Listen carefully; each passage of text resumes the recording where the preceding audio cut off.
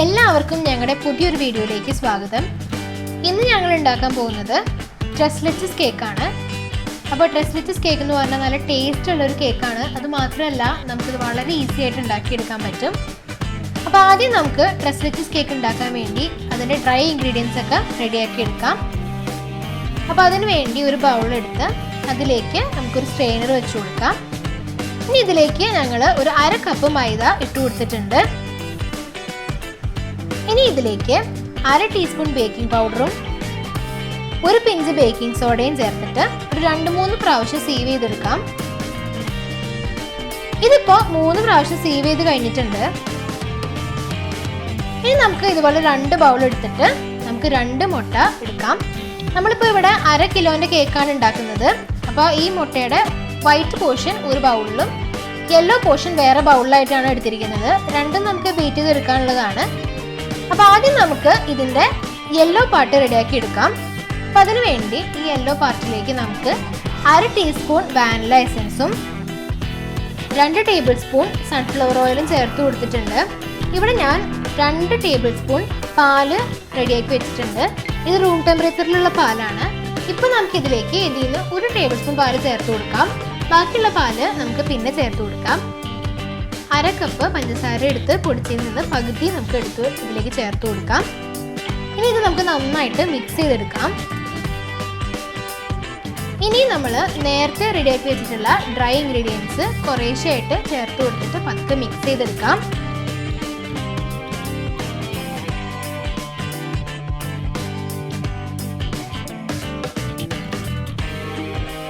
ഇനി ഇതിലേക്ക് നമുക്ക് നേരത്തെ നമ്മൾ എടുത്തു വെച്ചായിരുന്ന ആ 1 ടേബിൾ സ്പൂൺ പാലും കൂടി ചേർത്ത് കൊടുക്കാം. ഇപ്പോൾ നമ്മൾ ആ 2 ടേബിൾ സ്പൂൺ പാലും ഒഴിച്ചു കൊടുത്തിട്ടുണ്ട്. ഇപ്പോൾ ഇത് നന്നായിട്ട് മിക്സ് ചെയ്തെടുത്തിട്ടുണ്ട്. ഇനി നമുക്ക് മുട്ടയുടെ വൈറ്റ് പാർട്ട് ബീറ്റ് ചെയ്തെടുക്കാം. അതിനുവേണ്ടി ഇതിലേക്ക് 1/2 ടീസ്പൂൺ വാനില എസൻസ് ചേർത്ത് കൊടുത്തിട്ട് വേണം നമുക്ക് ബീറ്റ് ചെയ്തെടുക്കാൻ. ഈ വാനില എസൻസ് ചേർക്കുന്നത് മുട്ടയുടെ റോസ് സ്മെല്ലൊക്കെ പോകാൻ വേണ്ടിയിട്ടാണ്. ഇനി നമ്മൾ നേരത്തെ ബാക്കി വെച്ചായിരുന്ന ആ ഷുഗർ പൗഡറും കൂടി ഇതിലേക്ക് ചേർത്ത് കൊടുത്ത് ബീറ്റ് ചെയ്തെടുക്കാം. ഇതിപ്പോൾ ബീറ്റ് ചെയ്ത് കഴിഞ്ഞിട്ടുണ്ട്. ഇനി നമുക്ക് ഈ മിക്സ് നമ്മൾ നേരത്തെ റെഡിയാക്കി വെച്ചായിരുന്ന യെല്ലോ പാർട്ടിൻ്റെ മിക്സിലേക്ക് കുറച്ചായിട്ട് ചേർത്ത് കൊടുത്ത് ഫോൾഡ് ചെയ്തെടുക്കാം. ഇതേപോലെ പതുക്കെ ഫോൾഡ് ചെയ്തെടുത്താൽ മതി. ഇനി ബാക്കിയുള്ള മിക്സ് കൂടി ചേർത്തിട്ട് നമുക്ക് ഫോൾഡ് ചെയ്തെടുക്കാം.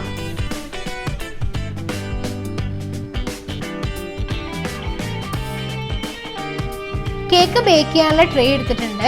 ഇതിൻ്റെ ബേസിൽ റൗണ്ട് ഷേപ്പിലുള്ള ഒരു പീസ് ബട്ടർ പേപ്പർ ഇട്ട് കൊടുത്തിട്ടുണ്ട്.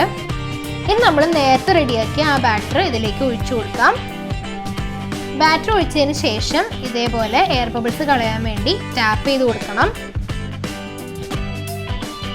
ഇനി 180 ഡിഗ്രിയിൽ പ്രീ ഹീറ്റ് ചെയ്ത ഓവനിലേക്ക് ഇത് വെച്ചു കൊടുക്കാം. ഒരു 30 മുതൽ 35 മിനിറ്റ് വരെ നമുക്ക് ഓവനിൽ ബേക്ക് ചെയ്യേണ്ടി വരും.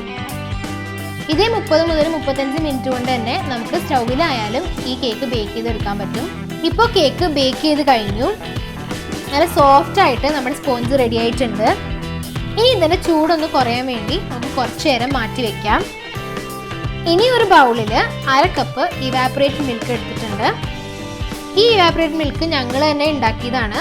ഇതെങ്ങനെയാണ് ഉണ്ടാക്കണമെന്ന് വെച്ചാൽ പാലെടുത്ത് അത് തിളപ്പിച്ചിട്ട് നന്നായിട്ട് കുറുക്കി 60% ആക്കി എടുക്കണം. അങ്ങനെയാണ് നമ്മൾ ഇവാപ്പറേറ്റഡ് മിൽക്ക് ഉണ്ടാക്കിയെടുക്കുന്നത്. ഇനി മിൽക്കി മിസ്റ്റിൻ്റെ 1/2 കപ്പ് ഫ്രഷ് ക്രീമും 1/2 കപ്പ് മിൽക്ക് മെയ്ഡും എടുത്തിട്ടുണ്ട്.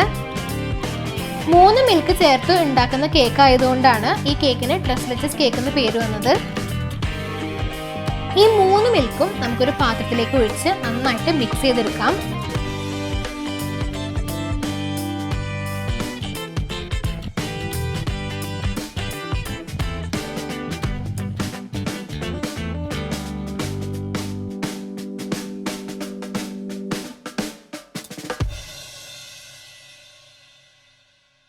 ഇപ്പോൾ ഈ 3 മിൽക്കും നന്നായിട്ട് മിക്സ് ചെയ്ത് കഴിഞ്ഞിട്ടുണ്ട്.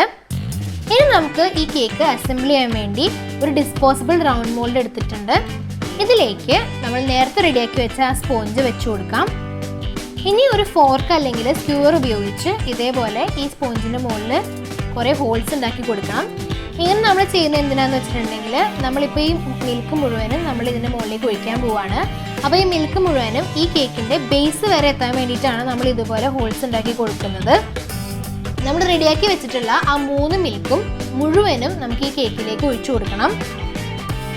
ആദ്യം നമുക്ക് കേക്കിൻ്റെ സെൻറ്ററിലേക്ക് ഒഴിച്ചു കൊടുക്കാം. അത് കഴിഞ്ഞ് ഒരു സ്പൂൺ ഉപയോഗിച്ച് സൈഡിലേക്ക് എല്ലാം ആക്കി കൊടുക്കാം. അതിനുശേഷം കുറേശ്ശെയായിട്ട് എല്ലാ ഭാഗത്തേക്കും ഇതിങ്ങനെ ഒഴിച്ചു കൊടുക്കാം. അപ്പോൾ നമ്മൾ ഒഴിച്ച് കഴിയുമ്പോൾ കുറച്ച് മുകളിലേക്ക് വന്ന് നിന്നാലും കുഴപ്പമൊന്നുമില്ല. കുറച്ച് നേരം കഴിയുമ്പോഴേക്കും ഈ കേക്ക് അത് മുഴുവൻ അബ്സോർബ് ചെയ്തെടുത്തോളും. അപ്പോൾ ഈ കേക്ക് ഈ മിൽക്ക് മുഴുവൻ അബ്സോർബ് ചെയ്തെടുക്കാൻ വേണ്ടി നമുക്കൊരു 10 മിനിറ്റ് നേരം ഇത് ഫ്രിഡ്ജിൽ വെക്കാം. ഇപ്പോൾ നമ്മൾ 10 മിനിറ്റ് നേരം ഫ്രിഡ്ജിൽ വെച്ചിട്ട് ഇത് നമ്മൾ പുറത്തേക്ക് എടുത്തിട്ടുണ്ട്. ഇപ്പം മിൽക്ക് മുഴുവനും അബ്സോർബായി റെഡി ആയിട്ടുണ്ട്. ഇനി ഇതിൻ്റെ ഐസിങ് റെഡിയാക്കി എടുക്കാൻ വേണ്ടി 1/2 കപ്പ് വിപ്പിംഗ് ക്രീം എടുത്തിട്ട് ബീറ്റ് ചെയ്തെടുക്കാം. അപ്പോൾ ബീറ്റ് ചെയ്യുമ്പോൾ ഇതിലേക്ക് 1 ടീസ്പൂൺ വാനില എസൻസും കൂടി ചേർത്ത് കൊടുക്കണം.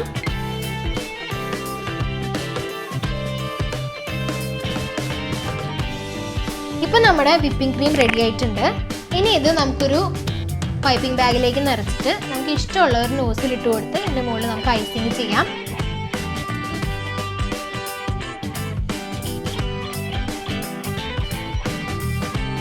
ഇപ്പോൾ ഞാൻ കുറച്ച് ചെയ്തിട്ടുണ്ട്. ഇതേപോലെ തന്നെ ഈ കേക്കിൻ്റെ സെൻറ്റർ വരെ നമുക്ക് ചെയ്തു കൊടുക്കണം.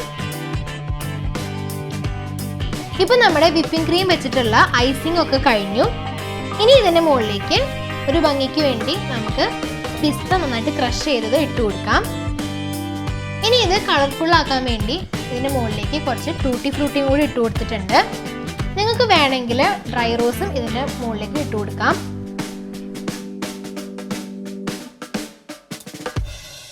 ഇപ്പോൾ നമ്മുടെ ട്രെസ്ലെച്ചസ് കേക്ക് റെഡി ആയിട്ടുണ്ട്. എല്ലാവർക്കും ഈ വീഡിയോ ഇഷ്ടപ്പെട്ടു എന്ന് പ്രതീക്ഷിക്കുന്നു. ഈ കേക്ക് നല്ല ടേസ്റ്റുള്ളൊരു കേക്കാണ്. നിങ്ങളെല്ലാവരും ഈ കേക്ക് വീട്ടിലുണ്ടാക്കി നോക്കണം. നിങ്ങൾക്ക് എല്ലാവർക്കും ഇഷ്ടപ്പെടും എന്നുള്ള കാര്യം ഉറപ്പാണ്. അപ്പോൾ ഈ വീഡിയോ ഇഷ്ടപ്പെട്ടാൽ ഈ വീഡിയോ ലൈക്ക് ചെയ്യണം, ഷെയർ ചെയ്യണം, സബ്സ്ക്രൈബ് ചെയ്യണം. അപ്പോൾ മറ്റൊരു വീഡിയോ ആയിട്ട് എത്രയും പെട്ടെന്ന് നമുക്ക് വീണ്ടും കാണാം.